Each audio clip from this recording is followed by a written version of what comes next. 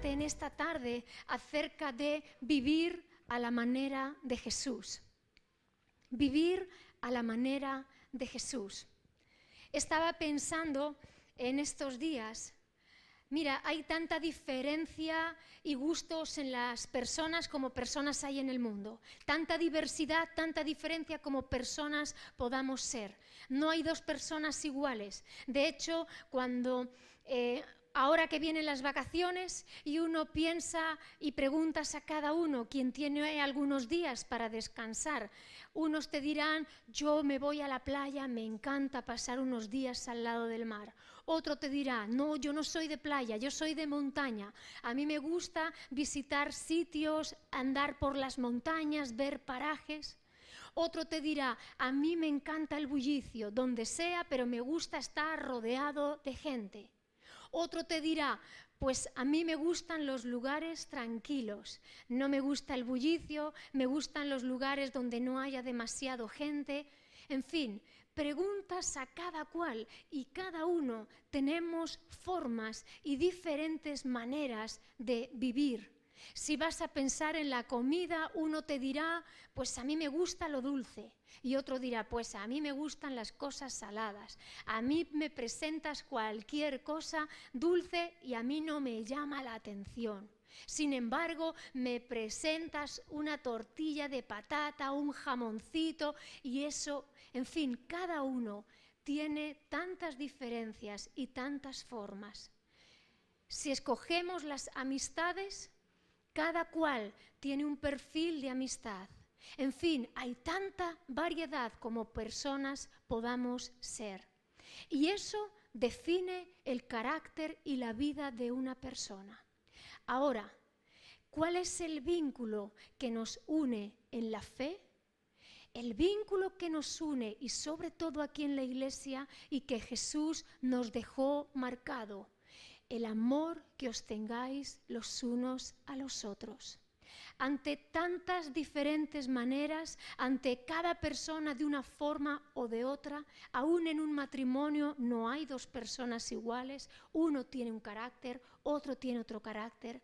Lo único que une el vínculo es el amor de Dios en cada vida y en cada corazón. Jesús nos dejó unas palabras en Juan 15:12.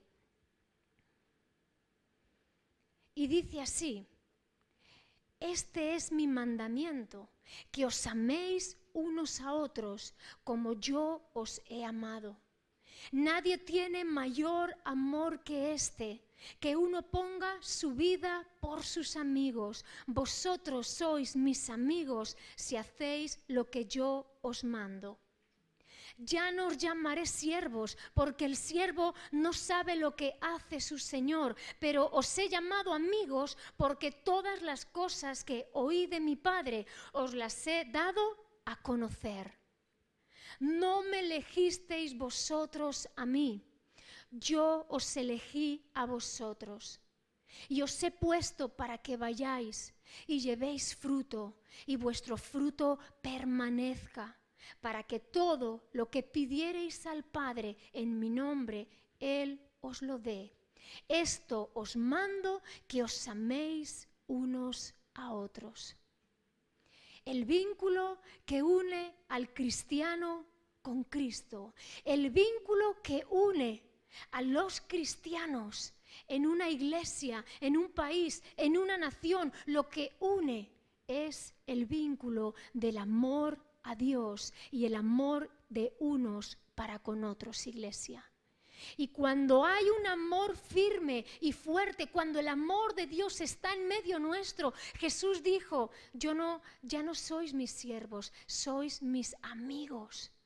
Porque yo os doy a conocer todo lo que el Padre me da que yo dé a conocer. Y os mostraré todas las cosas. Y os he puesto para que vayáis y llevéis fruto. Y ese fruto ha de permanecer. El fruto, querida iglesia, es la cosecha de algo que tú y yo hemos sembrado. Y qué importante es que vivamos a la manera de Cristo. Más allá de qué nos guste, qué no nos guste, la diversidad, las diferencias entre unos y otros. Jesús nos ha llamado a vivir a su manera. Y a su manera es un amor firme y fuerte. Un amor que da fruto, que permanece en la vida y que además tiene consecuencias de bendición. Este es el mandamiento que yo os doy. La manera de Jesús, iglesia, no es la manera de este mundo. La manera de vivir que Cristo quiere que tú y yo tengamos muchas veces no va a tener nada que ver con la manera que este mundo camina y anda. Hay unas lecciones de vida y una conducta de vida que Jesús nos dejó en las bienaventuranzas y quiero que tú y yo podamos ver en esta tarde. Porque si hay una manera de vivir, más allá de esas trivialidades de las que yo he hablado, ¿qué te gusta comer? ¿Qué no te gusta comer? ¿Dónde te gusta descansar? ¿Con quién te gusta descansar? Más allá de esas maneras, hay una manera en el Espíritu que Cristo quiere que tú y yo vivamos. Ven conmigo a Mateo 5. Y en Mateo 5 vamos a ver a Jesús hablando a la multitud, pero enseñando a sus discípulos. Quiero que te pares en esto. Vamos a ver a Jesús hablando a la multitud, pero enseñando a sus discípulos. Mateo 5, versículo 1 dice: viendo la multitud, subió al monte, y sentándose vinieron a él sus discípulos, y abriendo su boca les enseñaba diciendo: bienaventurados los pobres en espíritu, porque de ellos es el reino de los cielos. Bienaventurados los que lloran, porque ellos recibirán consolación. Bienaventurados los mansos, porque ellos recibirán la tierra por heredad. Bienaventurados los que tienen hambre y sed de justicia, porque ellos serán saciados. Bienaventurados los misericordiosos, porque ellos alcanzarán misericordia. Bienaventurados los de limpio corazón, porque ellos verán a Dios. Bienaventurados los pacificadores, porque ellos serán llamados hijos de Dios. Bienaventurados los que padecen persecución por causa de la justicia, porque de ellos es el reino de los cielos. Bienaventurados sois cuando por mi causa os vituperen y os persigan y digan toda clase de mal contra vosotros, mintiendo. Gozaos y alegraos, porque vuestro galardón es grande en los cielos, porque así persiguieron a los profetas que fueron antes de vosotros. Hasta ahí la palabra del Señor. Cuando el Señor está diciendo que la multitud acudió donde estaba Jesús, Jesús había estado haciendo milagros de sanidad, de liberación. Jesús estuvo alimentando a la multitud. Y cuando la multitud vio a Jesús, muchos le buscaban. Pero cuando Jesús está junto a ellos, les dice: vosotros venís a mí por las señales, pero no por la palabra que yo estoy enseñando. Trabajad por la comida, no la que perece, sino la comida que a vida eterna permanece. Jesús hablaba a la multitud, pero la enseñanza venía por aquellos que seguían a Cristo, aquellos que estaban buscando a Jesús, reconociéndole como el único Dios verdadero. No solamente siguiendo a Cristo por los beneficios que en un momento dado tenemos, la paz, la bendición de Dios, cómo Él guarda y cuida nuestras vidas. Más allá de eso, iglesia, están las enseñanzas y una manera de vivir conforme a Cristo, una manera de vivir que probablemente dista mucho de lo que este mundo promulga y promueve, pero es la manera de vivir de Cristo en cada vida y en cada corazón. Bienaventurado viene de la palabra Macarios. en griego, su raíz mak significa, habla de algo grande y de algo de larga duración. Bienaventurado es dichoso, feliz. Y cuando la palabra está diciendo bienaventurado, está diciendo bendición, que es grande para la vida de una persona que vive esta bienaventuranza y que además perdura en el tiempo. Hay momentos de gozo que son muy momentáneos. Hay momentos de placer que son muy momentáneos, pero cuando Dios está diciendo dichoso, feliz, bienaventurado, está diciendo es una bendición buena y es una bendición que perdura en el tiempo, en la vida de todo aquel que vive a la manera de Jesús. ¿Qué buscamos? ¿Una bendición momentánea? ¿O estamos buscando, Señor, yo quiero que tu bendición permanezca en mi vida y sea duradera, estable y permanezca en mí hasta el día en que yo me vaya contigo? Cada bienaventuranza conlleva una bendición para aquel que vive esa bienaventuranza en Cristo, ese estilo de vida. Quiero que sepas que vivir a la manera de Jesús va a reportar a nuestras vidas una bendición que va a permanecer hasta que tú y yo nos encontremos delante de Él. Bienaventurados los pobres de espíritu, porque de ellos es el reino de Dios. Cuando hablamos de pobre de espíritu, está hablando de aquel que reconoce su pobreza espiritual, de aquel que reconoce que realmente sin Dios no es nada y que quiere dejar a un lado toda su autosuficiencia y vivir bajo la gracia de Dios. Cuando uno dice pobre, mala palabra, porque la pobreza me habla de escasez, pero está diciendo el pobre espiritual, porque de ellos es el reino de los cielos. Está hablando de aquella persona que sabe que ha recibido una inteligencia dada por Dios, sabe que puede desarrollar la vida, pero todo lo hace bajo la gracia y el poder de Dios en su vida, porque sabe que depende de la bendición de Dios. ¿Sabes, iglesia? Pablo, el apóstol Pablo, era un hombre erudito, conocedor de la ley, sabía más que muchos. Y Primera de Corintios 15, en el versículo 9, dice: porque yo soy el más pequeño de los apóstoles, que no soy digno ni de ser llamado apóstol, porque perseguía la iglesia de Dios. Pero por la gracia de Dios soy lo que soy. Y su gracia en mí no ha sido en vano, no yo, sino la gracia que hay en mí. Pobre de espíritu es aquel que sabe que depende de Dios, que busca en su vida no vivir en una autosuficiencia y en un no, yo ya sé, yo conozco, yo ya he vivido esto, yo ya sé cómo trabajar en esto. Sin embargo, Pablo decía que la gracia, dice, no yo, sino la gracia de Dios que habita en mí. Él decía, soy lo que soy por la gracia de Dios. Podemos decir a día de hoy, aún llevando años en el Evangelio y comprobar y experimentar la gracia y la bendición de Dios, podemos decir, soy lo que soy por la gracia de Dios en mi vida.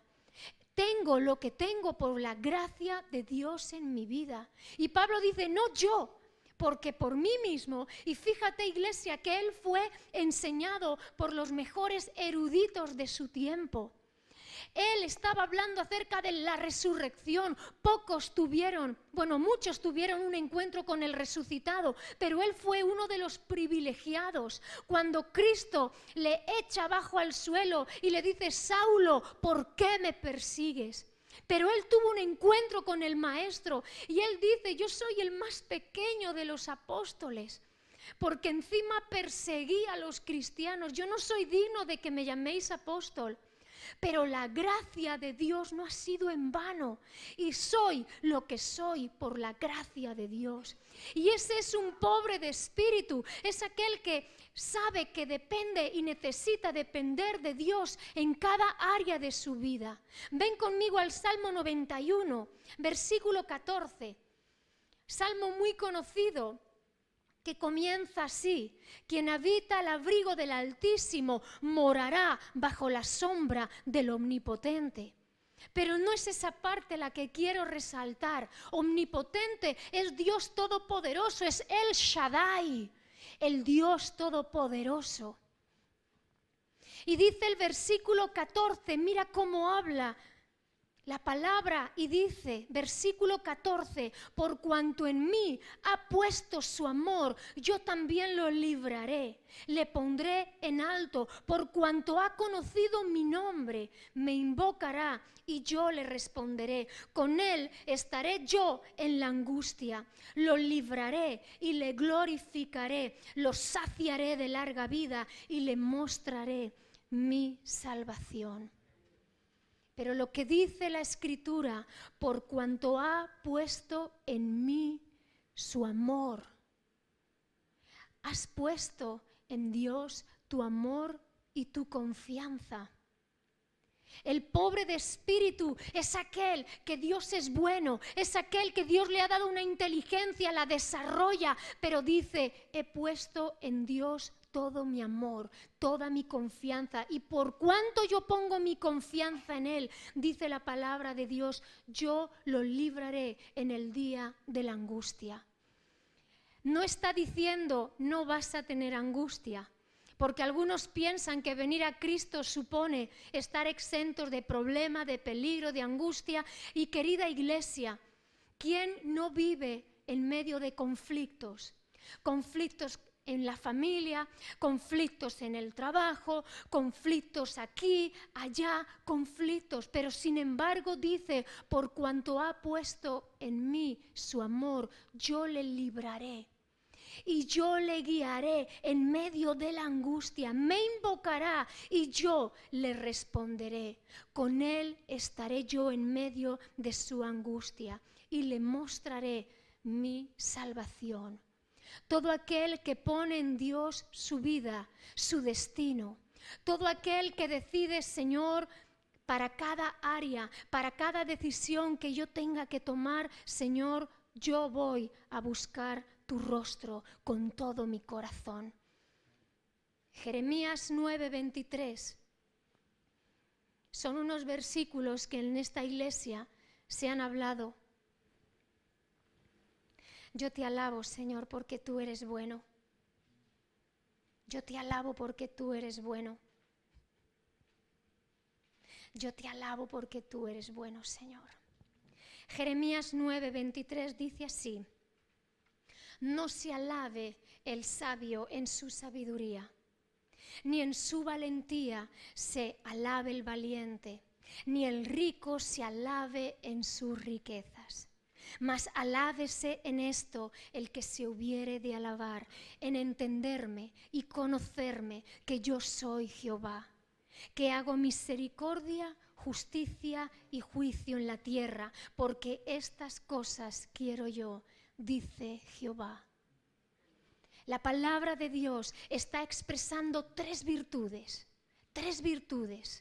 Valentía, sabiduría y riqueza y posición en medio de esta tierra. Y el profeta estaba diciendo, no se alabe ni el sabio en su sabiduría, ni el valiente en su valentía, ni el rico en su riqueza. Porque todo esto no sirve de nada. Si alguien se tiene que alabar, es en conocer y entender quién es Dios. Y que en Dios habita la misericordia, pero cuidado porque también habita el juicio y la justicia. ¿Dios tiene misericordia? Sí. Pero Dios ejecuta juicio también para todos aquellos que viven en impiedad. Para todos aquellos, nadie puede burlar el nombre de Dios, iglesia. Y cuando está hablando pobre de espíritu, está diciendo aquel que no se va a apoyar ni en su sabiduría, ni en su valentía, ni en su riqueza. Hoy en día, iglesia, nada de esto vale nada si no estamos reconociendo al Dios que nos otorga sabiduría, valentía y poder económico. La gente tiende a alabar a lo creado por Dios en vez de al Dios creador. Tendemos a buscar la bendición de lo que Dios da. Y la multitud acudía a Jesús sencillamente porque les daba de comer y les saciaba de pan. Pero Jesús estaba diciendo: trabajad, esforzaos, no por la comida que perece, sino por la comida que a vida eterna ha de permanecer. Dios va a dar sabiduría, Dios va a dar valentía, Dios va a dar su provisión. Pero nadie se alabe en ninguna de estas virtudes, sino antes bien en buscar a Dios, entender y conocer quién es Él. No oír de Dios. Oír de Dios ha oído todo el planeta Tierra, prácticamente, pero conocer y entender a Dios solamente son aquellos que son llamados amigos de Dios, y a quienes Jesús se ha revelado en su vida y en su corazón. Dios Padre solamente reconocerá a aquellos que hayan creído en su Hijo Jesucristo, en la obra poderosa de la cruz, que redime, que salva, que perdona y que da vida eterna. Todo lo demás son regalos y gracias, pero pobre de espíritu es aquel que está reconociendo a Dios y que reconoce: Señor, solo sé que no soy nada y más te busco en tu palabra, más me doy cuenta que necesito de ti, necesito de tu gracia. Necesito de tu amor, necesito de tu poder. No yo, no es por mí, sino la gracia de Dios en mi vida será la que me haga permanecer. Bendito sea el nombre del Señor. Bienaventurados, felices, dichosos los que lloran, porque ellos recibirán consolación. Gema, hemos empezado por pobres, ahora los que lloran, pues vaya manera de vivir que quiere Jesús para el cristiano. Pero vamos a explicar por qué la palabra de Dios está diciendo: va a ser feliz, va a permanecer aquellos que lloran, porque dice que ellos van a recibir esa consolación, ese consuelo de Dios mismo. ¿Recuerdas la vida de Job? Job es aquel hombre que padeció injustamente, hombre justo que padeció injustamente. Dice que Satanás estaba con Dios y Dios le dice: ¿has visto mi siervo Job? ¿Cómo me honra? ¿Qué íntegro es de corazón? ¿Has visto la vida de Job? Su fe, su integridad, cómo guarda mis mandamientos. Y Satanás le dice: hombre, no en balde te sirve. Si tú le bendices todo lo que él hace, bendices su economía, bendices a sus hijos, ¿cómo no te va a servir? No te sirve de balde, le estás bendiciendo. Y Dios permitió prueba en la vida de Job. Solamente le dijo a Satanás: no toques su vida. No tocó su vida, pero al pobrecito no le faltó quebrantamiento alguno. En un día murieron todos sus hijos, perdió toda su hacienda, él cae enfermo de sarna. Dice la Escritura que su mujer le decía: maldice a tu Dios y muérete. Pero Job ni aun así maldecía. 3 amigos que tenía y se supone que eran sus amigos, y Job 16:20 dice: disputadores son mis amigos, mas ante Dios derramaré mis lágrimas. Los que disputan conmigo, los que me están acechando, los que me están litigando, son mis amigos. Pero yo derramaré mis lágrimas delante de Dios. Es esa persona que se sabe incomprendida, aún sus propios amigos están en contra de él, porque lo que empiezan a hacer es a decir: ¿por qué le ha venido esto? Algo ha tenido que hacer. ¿No has visto la vida de alguna persona y has dicho: ¿qué ha hecho para que le venga una detrás de otra? Iglesia, Dios a veces prueba nuestras vidas y Dios hace ver el peso de nuestro corazón, lo que hay en nosotros, porque dice la palabra que cuando Dios habla con Job y le hace entender, Job dice: de oídas te había oído, mas ahora mis ojos te ven. Y él dice: me aborrezco y me arrepiento en polvo y ceniza, porque yo estaba luchando con Dios y le estaba diciendo por qué, y Dios me ha hecho ver su grandeza y su poder. Y dice la Escritura que el postrer estado de Job fue mejor que el primero, que si bendición económica había tenido, Dios se la multiplicó.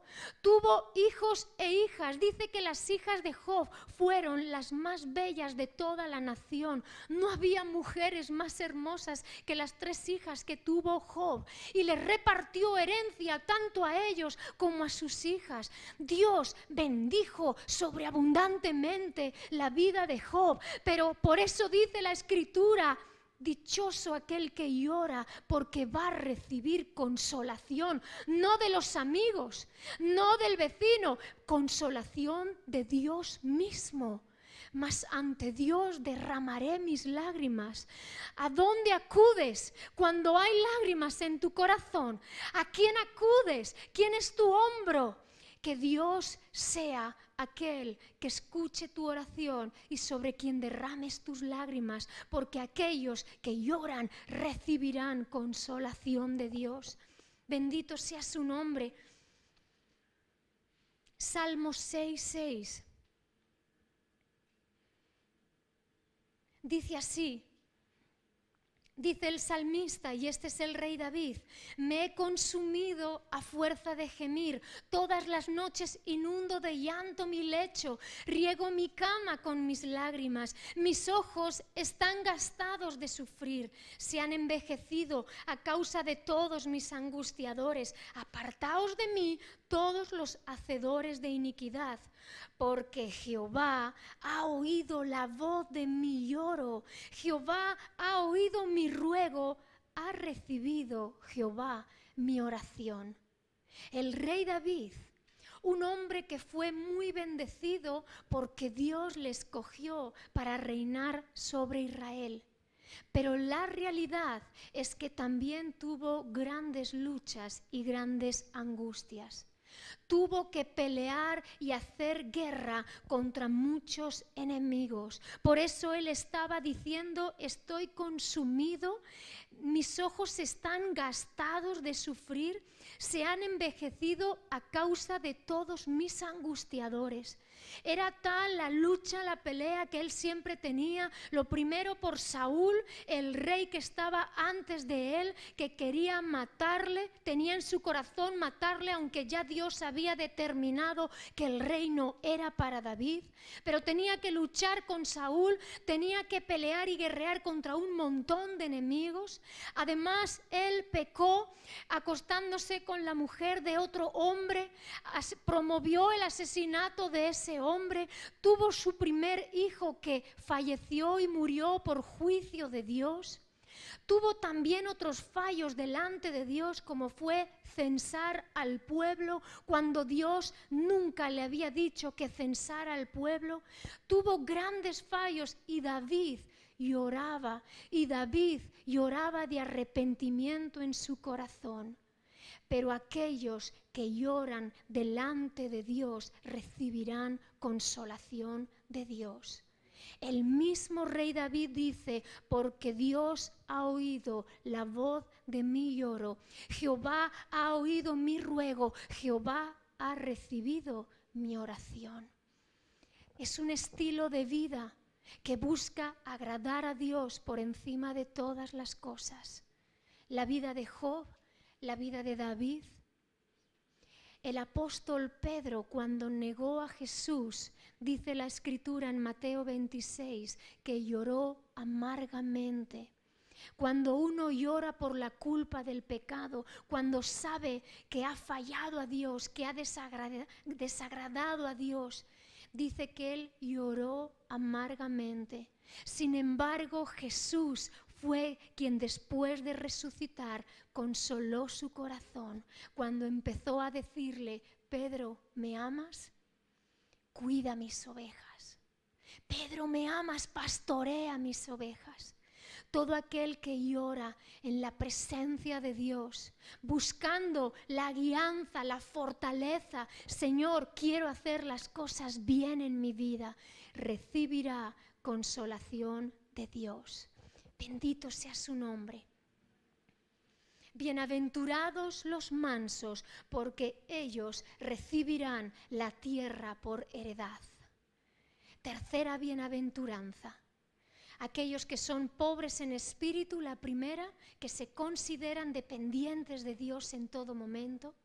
Aquellos que lloran, que derraman sus lágrimas, pero están buscando: Señor, ayúdame, y sé tú quien me dé la guianza y la sabiduría. Y tercera bienaventuranza, bienaventurados los mansos, porque ellos recibirán la tierra por heredad. Mansedumbre no es debilidad.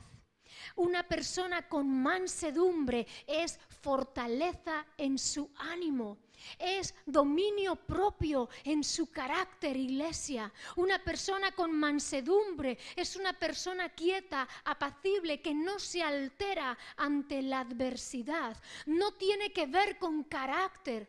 No es que yo tengo mucho carácter, no es que yo tengo poco carácter. Conozco a gente de poco carácter que es muy soberbia e iracunda.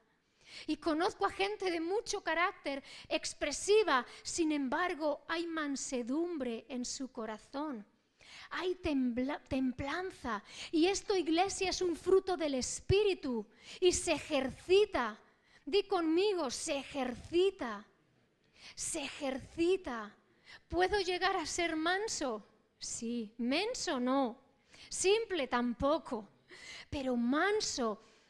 Necesitamos ser mansos. Es el estilo y la manera de Jesús.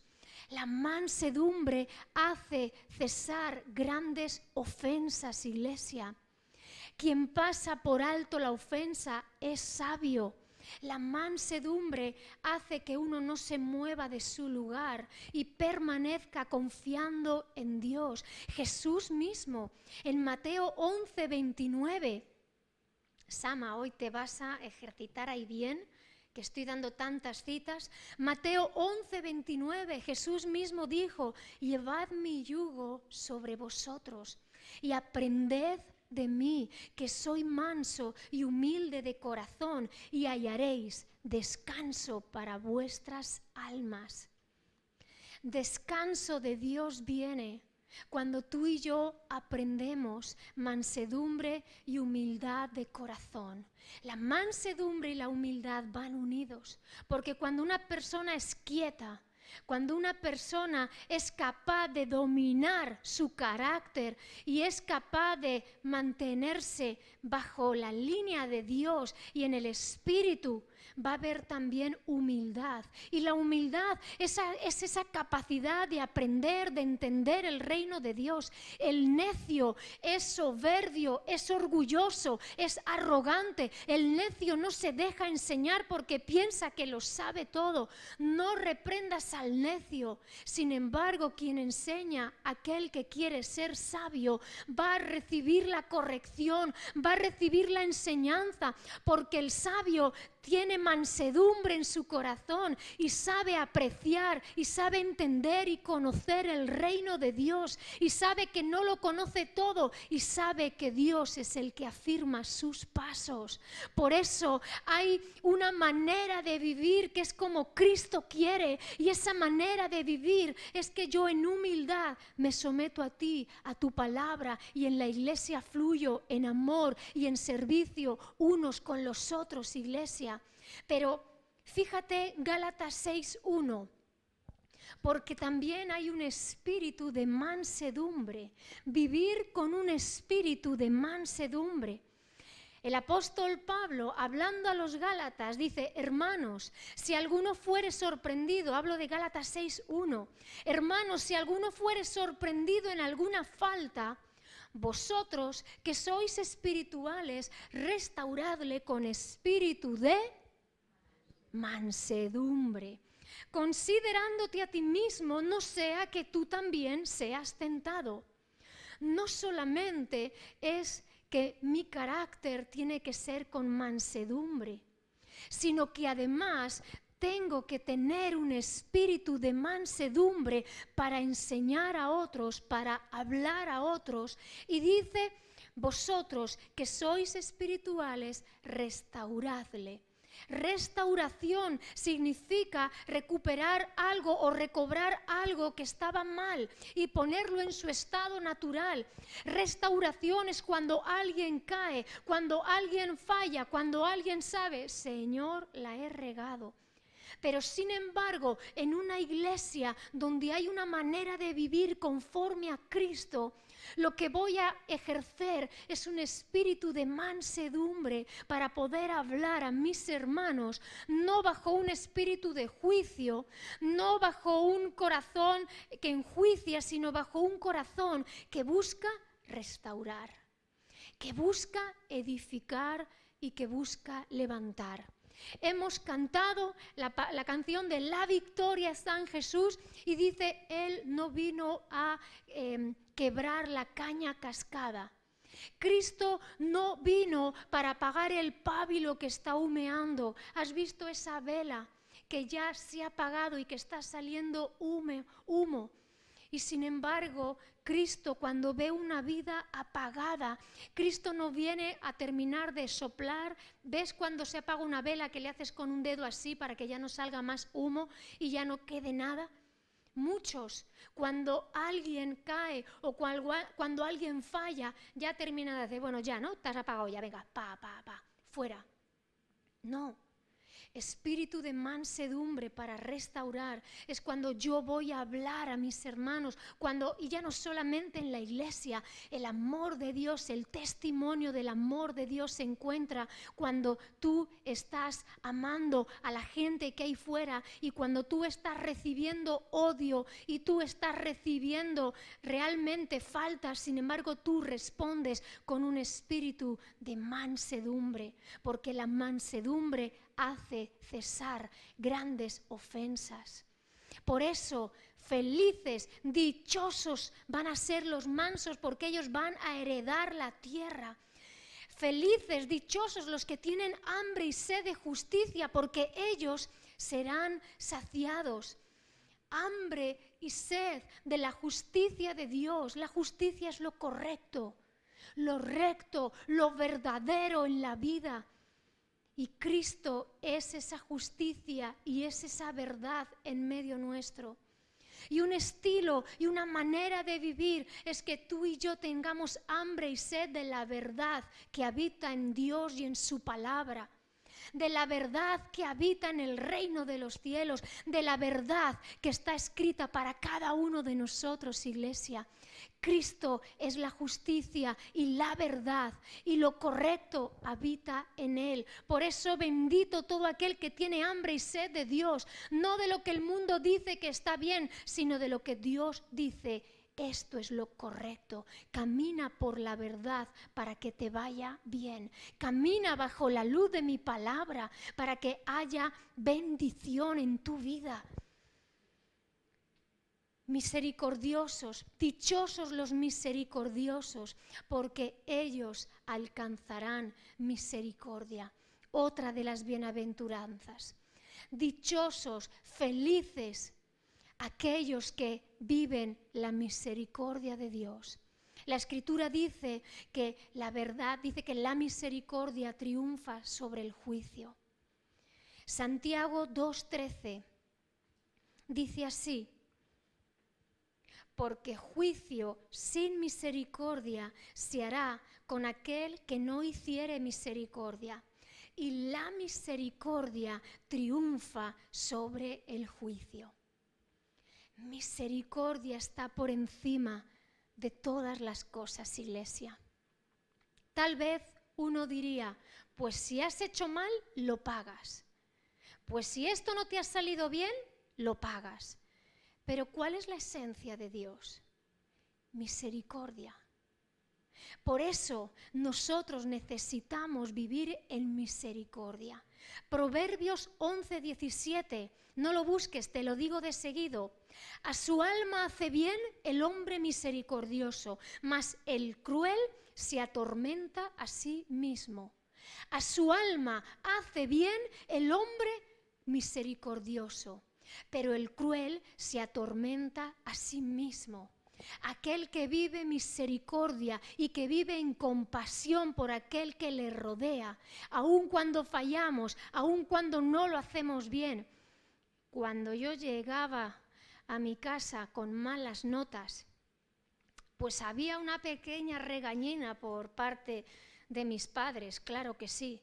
Pero sabes, ahí estaba mi madre que siempre decía, vuelve otra vez, vuelve a intentarlo otra vez. Vamos, no dejes de estudiar, no dejes de intentarlo. Ahí habita misericordia. Cuando uno hace mal en algo, cualquiera diría, venga, quítate de aquí, que no vales, que no sirves. Esto no es lo tuyo. ¿Cuántas veces llegamos a un trabajo y alguien nos ha desprestigiado y ha dicho, no, fuera? Pero la misericordia hace que venga una nueva oportunidad a nuestras vidas. La misericordia de Dios hace que Dios que ha tenido misericordia de mí, que Dios que me ha amado, que me ha salvado, que me ha visto a pesar de mis torpezas, pero Dios me ha dicho, vuelve a levantarte, Gema, y a caminar de nuevo bajo mi palabra, bajo mi luz. Yo estoy contigo. Esa es la misericordia de Dios. Bienaventurados los misericordiosos, porque ellos recibirán también misericordia.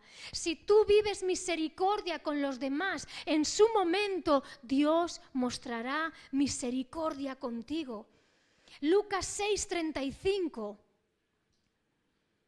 dice así, amad pues a vuestros enemigos y haced bien y prestad, no esperando de ello nada, y será vuestro galardón grande y seréis hijos del Altísimo, porque Él es benigno para con los ingratos y malos. Sed pues misericordiosos, como también vuestro Padre es misericordioso. No juzguéis y no seréis juzgados. No condenéis y no seréis condenados. Perdonad y seréis perdonados. Dad y se os dará. Medida buena, apretada, remecida y rebosando darán en vuestro regazo, porque con la misma medida con que medís, os volverán a medir. Misericordia de Dios es necesario, es un estilo de vida que tal vez este mundo no aprueba, porque o lo haces bien o fuera, pero misericordia de Dios es oportunidad de Dios en nuestras vidas, viviendo en perdón, no enjuiciando, y cuando uno da, dice, medida apretada y rebosante recibirás. Con la misma medida con la que tú mides, así serás medido. Bendito sea el nombre de nuestro Dios, que nos informa y nos da vida y nos dice, Gema, vive de esta forma. Porque bienaventurado es algo grande y que perdura en el tiempo. Cuando tú vives dependiendo de Dios, cuando tú vives derramando tus lágrimas en su presencia, cuando tú vives en mansedumbre, cuando tú estás viviendo en misericordia, cuando tienes hambre y sed de su palabra, dice, bienaventurados los de limpio corazón, porque ellos verán a Dios.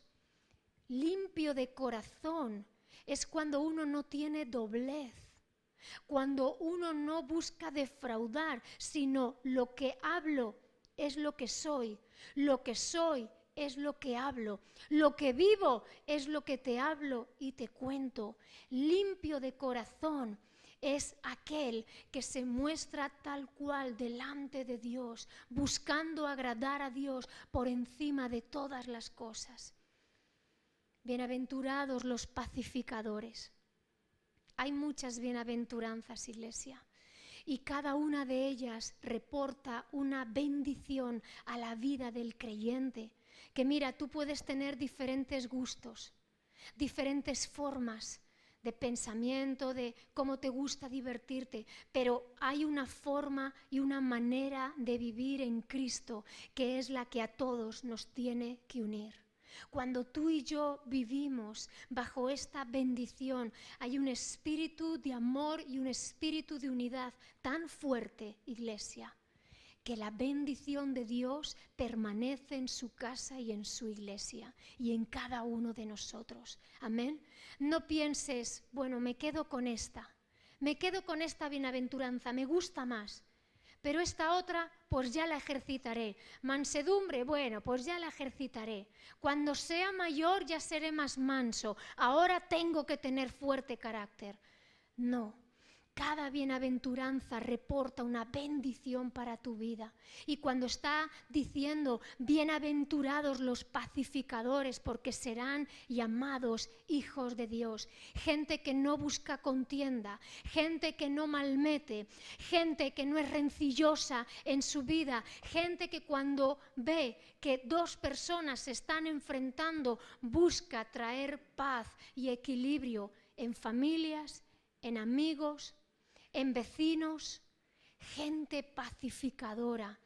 Benditos, felices, dichosos los pacificadores, porque ellos verán a Dios. Y por último, bienaventurados los que padecen persecución por causa de la justicia, porque de ellos es el reino de los cielos. Bienaventurados sois cuando os vituperen, os persigan y digan toda clase de mal contra vosotros, mintiendo. Gozaos y alegraos, porque vuestro galardón es grande en los cielos. Así persiguieron a los profetas antes que a vosotros. Vienen tiempos, iglesia, cuando por causa de nuestra fe, cuando por causa de un estilo de vida que tú te fijes y tú digas, Señor, yo quiero vivir a tu manera, no a mi manera. Yo no quiero vivir como se vive en esta sociedad, fuera de normas, fuera de ley, fuera de lo que sea buscar a Dios y agradar a Dios. Iglesia, seremos perseguidos, insultados, porque vituperar es insultar, menospreciar. Cuando lo hagan por causa de mí y sin razón y sin motivo, gozaos, porque hay premio en el reino de los cielos. La vida del creyente tiene que ser fuerte y firme. ¿Tú has visto las tortugas, el caparazón de una tortuga? Fuerte, su cuerpo pequeño. Es frágil, pero tiene un caparazón tan fuerte que cuando él ve venir el peligro, esconde la cabeza, mete las patas y lo único que tú estás viendo es un fuerte caparazón. Mis primos se empeñaron en una tortuga hace ya 20 años y le trajeron a casa de mis tíos una tortuguita así. La llamaron Zidana. Pensábamos que no iba a durar ni 3 meses, una tortuguita así. En el invierno se ocupaban de ella lo mínimo imprescindible. Querían una mascota, toma una mascotilla. Pero se ocupaban de ella lo mínimo imprescindible.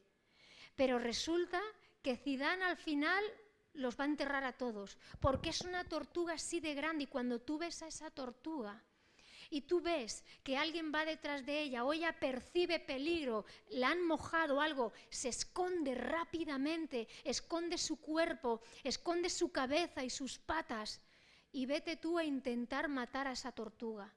Su caparazón es fuerte.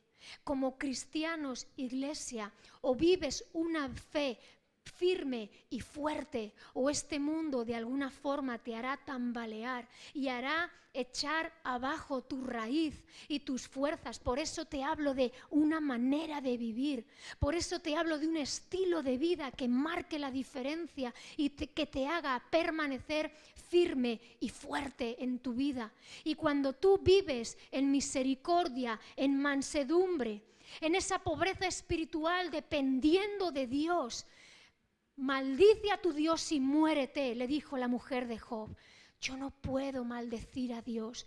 Job esperó fielmente a Dios y que Dios se mostrara y se revelara a su vida. Y cuando Dios le mostró su grandeza, dijo: Señor, de oídas yo te había oído, pero ahora realmente mis ojos te ven y puedo entender y comprender. Por eso Pablo decía: yo vivo no por lo que soy yo, sino por la gracia de Cristo en mí. Soy lo que soy no por mí, sino por la gracia de Cristo en mi vida. Y su gracia no ha sido en vano. Pablo fue el mayor misionero de la iglesia primera en la era de la historia.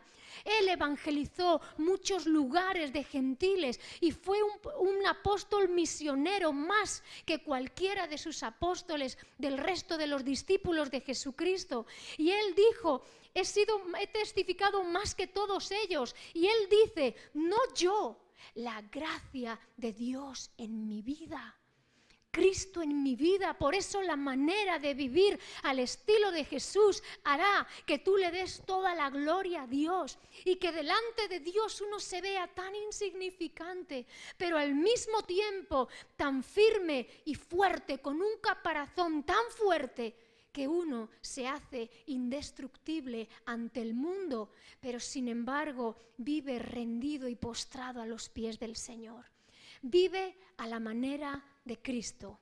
Vete a la playa, vete a la montaña, come dulce, come salado, eliges tus amistades, pero a la manera de Cristo, y vive un cristianismo a la manera de Cristo. Hay cosas negociables en la vida, pero reino de Dios no se negocia.